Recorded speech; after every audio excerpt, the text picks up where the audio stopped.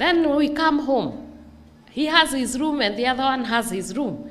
Everyone comes, hi, mommy, into the room. Then the next thing, bye, mommy. Now, it became very difficult because I wanted to still have my children. I wanted to speak to them. And then when things go wrong, they say, you are not there. How could I be there with the hi, mommy, and bye, mommy? You tell me. So let's learn to talk to one another.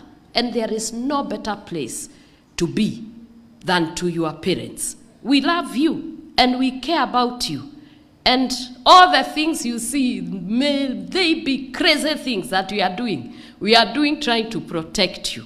When you hear us saying don't go at night, it's because I'm afraid what will become of my daughter, what will become of my son. When they